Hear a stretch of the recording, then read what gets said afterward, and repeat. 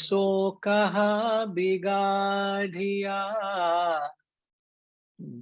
जे मूंढे सोबार मन को काहे न मूंढिया जामे विषय विकार कबीरा जामे विषय विकार कैसो कहा बिगाड़िया जे मूंढे सोबार मन को काई न मूंढिया जामे विषय विकार कबीरा जामे विषय विकार.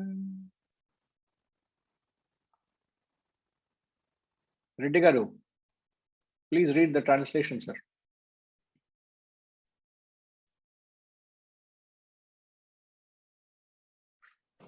Pranam Guruji. Tonsuring 100 times. What harm have the hair done?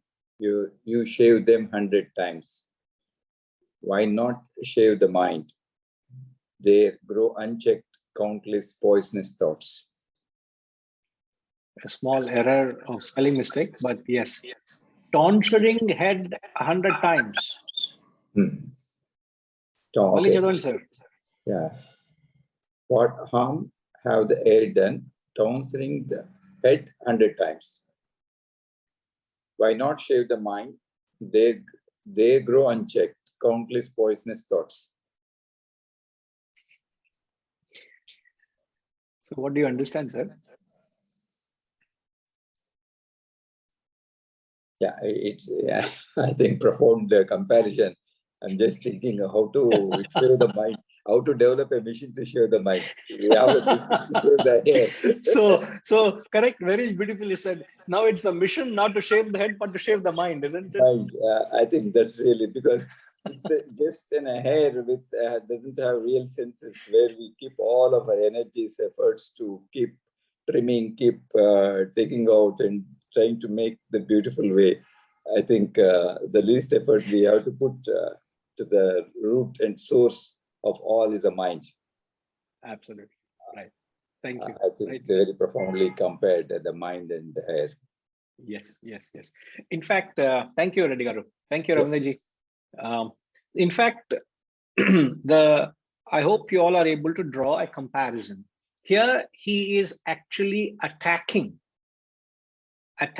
those who take to religion, who practice spirituality externally. These are the people who are pseudo sannyasis or false renunciates. He's attacking all those who practice spirituality externally. Now, what is he attacking? Attacking the tonsuring of the head. Now, anybody know what does the ritual of tonsuring of head symbolize, Vasantama?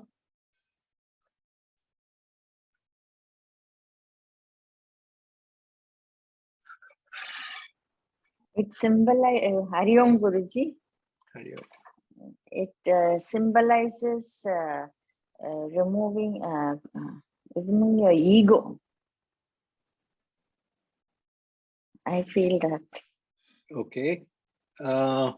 If you recall the discussion we had, I think a week ago in the Gita class, remember Sanjay also brought up this point, when the pujaris also, when they tonsure the head, they leave a small tuft, isn't it? Brahmins also do that, which was akin to removing of the coir in a coconut. You remove the coir of a coconut and leave a small tuft when you take the coconut to a temple for the offering. No. So the last there vasanas, is a common. I'm not talking of that element, but you remove the coir, 99% of the coir, 98% of the coir. Similarly, you shave the head. So shaving or tonsuring of the hair symbolizes what? Okay, what does it mean removing the 98% of the coir in a coconut?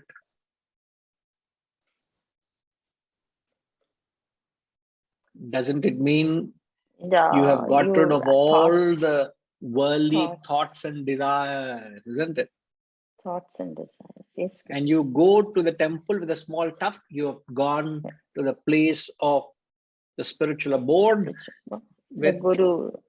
You go to the Guru or the abode with very few desires, means the bulk of desires are gone. So tonsuring of head means getting rid of all your thoughts and desires and attachments, not ego. The thoughts, attachments, and desires. It's plural, yeah. Yes. Ego is singular. Here it is plural. That's the reason I'm trying to draw the difference. So when somebody goes to a pilgrimage or goes to a temple and offers his hair, get himself tonsured, it is a symbolic representation of sacrificed his worldly desires and attachments. Worldly pleasure and the desire for worldly pleasures. Now, what Sant Kabir is saying,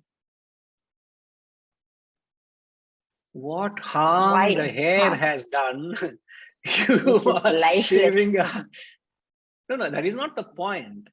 The point he is trying to drive home directly also is saying, what harm the hair has done, you are shaving 100 times. Instead of shaving the head, why don't you shave the mind of its poisonous thoughts? So shaving of the head is symbolic to cleansing of the mind, which is exactly what we are saying, isn't it? Yes. So beautifully he puts it, isn't it, Ilya? Yes, very much. We have to ponder every moment with those thoughts. Absolutely. Every moment we got to ponder. So why?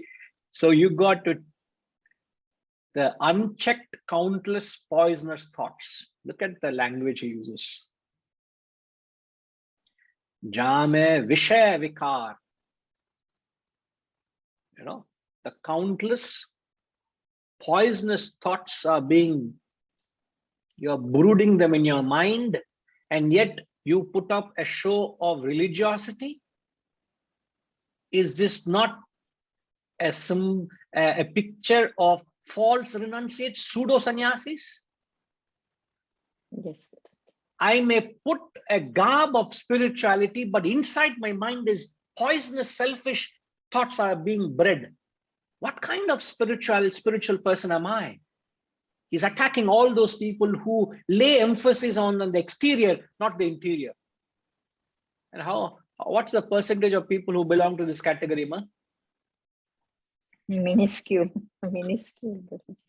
No, how many you think fall into this category?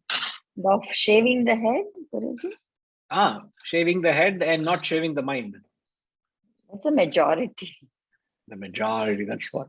The majority of people are practicing. We are also in that category, Guruji. We don't shave our heads, but in other ways, we are more external than internal.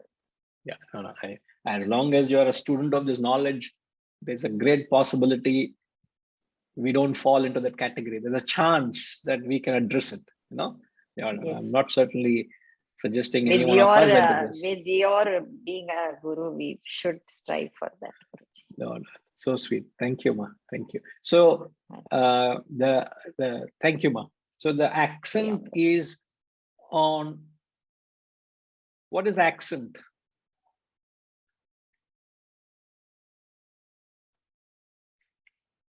As I've said, the Doha is attacking those who practice asceticism externally. It is not to practice asceticism externally. What is to practice asceticism? Asceticism is dispossession of possessions.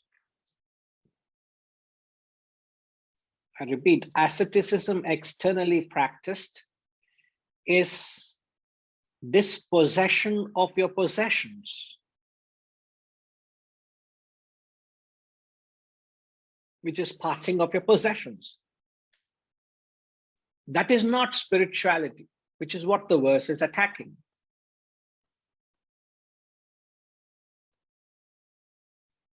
Sriniji, I've just forgot what I said. You are very diligently writing down. Can you repeat what I said? You said the practice of asceticism externally is dispossession of your possessions.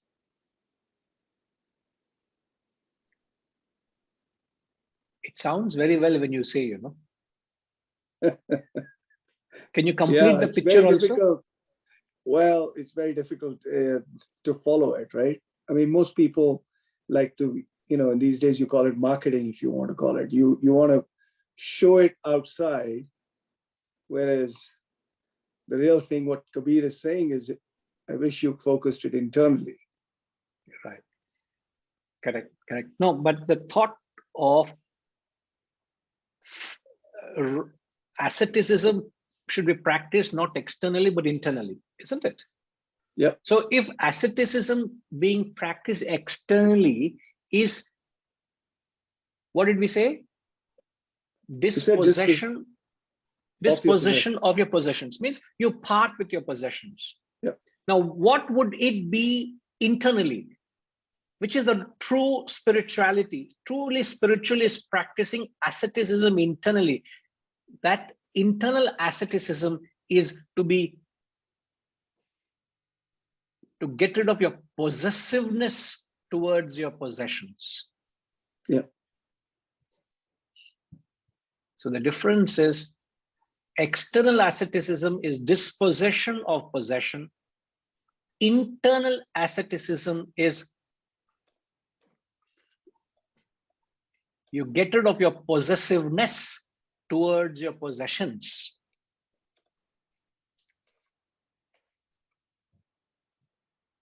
I hope you all have got that difference. We'll get Sriniji to repeat it. External asceticism and internal asceticism, sir, please.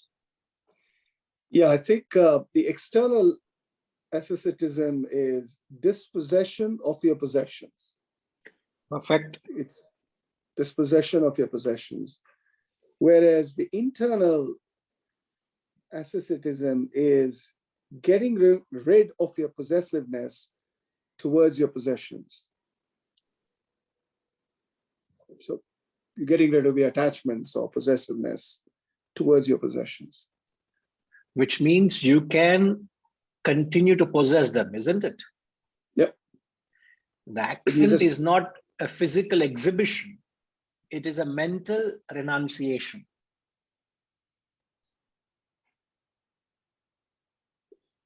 So this idea is being driven by Kabirji attacking those who practice tonsuring of head and not addressing their poisonous thoughts within. This is what he's trying to say. And he's attacking those who are practicing spirituality externally. It's a slap on their face. You fellows, you're hypocrites. You are misleading mankind. So therefore, it is also a point for us to stand up and note that don't be misled by false exhibitions of spirituality. That doesn't mean we must sit in judgment of everybody who does that and be a critic. It is not meant for that. It's meant for us to go inward and understand what it is to practice spirituality. I think it's very profound, very, very profound. It's not to, in the name of service, many people they donate, they become patrons.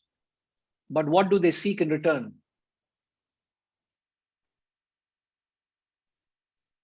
Ushama.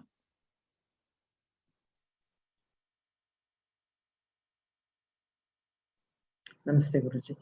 It's a recognition of their whatever they're giving. Yeah, a name for it, sort of a celebration for that giving by others. Correct.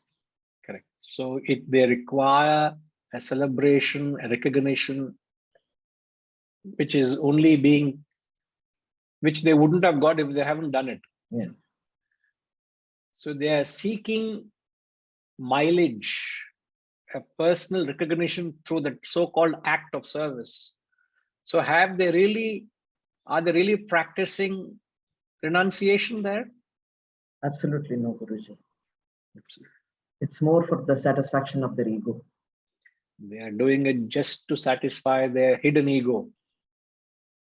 The ego is well camouflaged in that act of charity.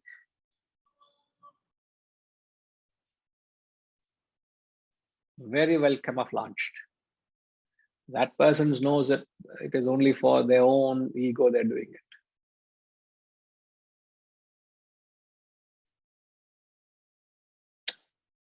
I tell you, this knowledge is so powerful. If you take it in the right dosage, in the right way, it can completely, inside out transform you. Inside out. It's not outside in, it's inside out. And it's so beneficial. I know the fact that you're here, you see the benefit, but you've got to put in your little effort to revisit these ideas as often you can. Revisit it, reiterate, remind yourself, so that it gives you a certain clarity, which is much needed.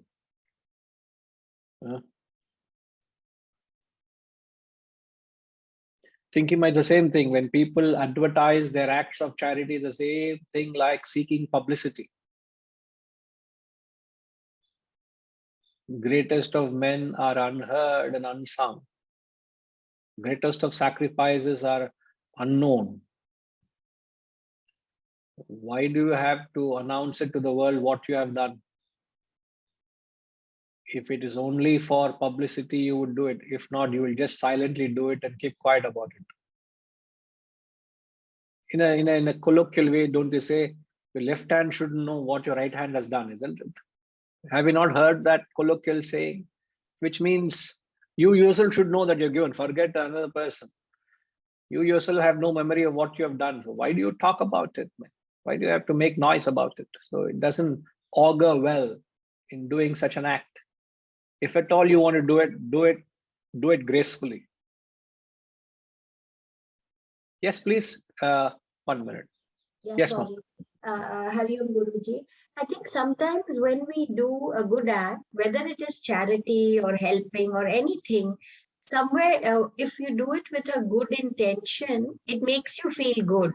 And I don't know, sometimes one tends to keep on lingering on that, Acha, I did this, I did this. And years may pass and one keeps on remembering and talking about whatever good they have done in whichever way. I mean, that becomes their whole focus.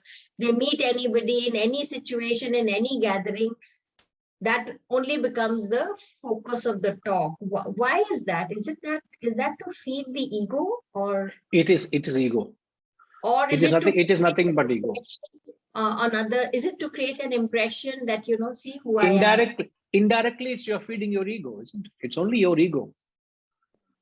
Whether you're grossly egoistic or in a very refined way, you're egoistic, the same thing.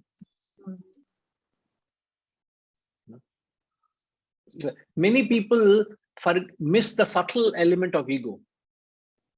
They miss it.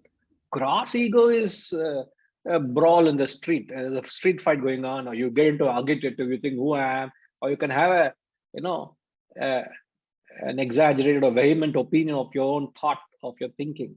That is very obvious, but this is very subtle ego. Much dangerous than a gross exhibition of ego. Much dangerous. It kills you silently. It's like I'm having cancer right now and I think I'm healthy.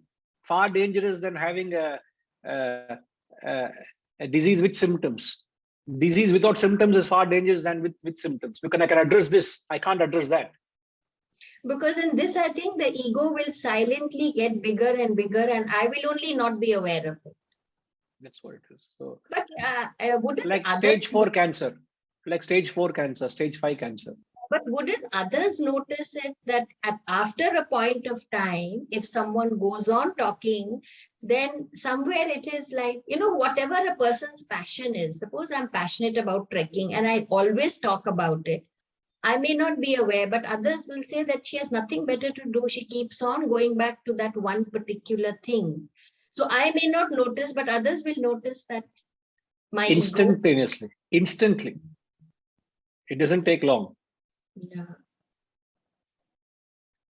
Go back to that concept. It's difficult to find imperfection oneself, but it's very easy to find that same flaw in others. Because you're very objective, and others are very objective to you. So they hair split every action, every expression of yours. So you're being constantly analyzed. You're constantly examined. So they can easily know it. Yes. It takes a while for you to realize it. All right. I think wonderful learnings today. Thank you, Ma. So we'll come back. And I would want to request all of you, whether we do the initial invocation or the closing chanting mantra, please chant along with me, because you are very familiar with these simple invocations. So it ideally we're all in a classroom, and the whole classroom should reverberate with that sound of an invocation, of a prayer. So let it happen. So we all collectively praying and bowing down to divinity. So please chant along with me when I do so, whether be it in the beginning or at the end. All right. Thank you. Om Purnamada Purnamidam Purnat Purnamudachyate Purnasya Purnamadaya Purnamevavashishyate. Om Shanti Shanti Shanti. Hari Om. Shri Gurubhyo Namaha. Hari Om.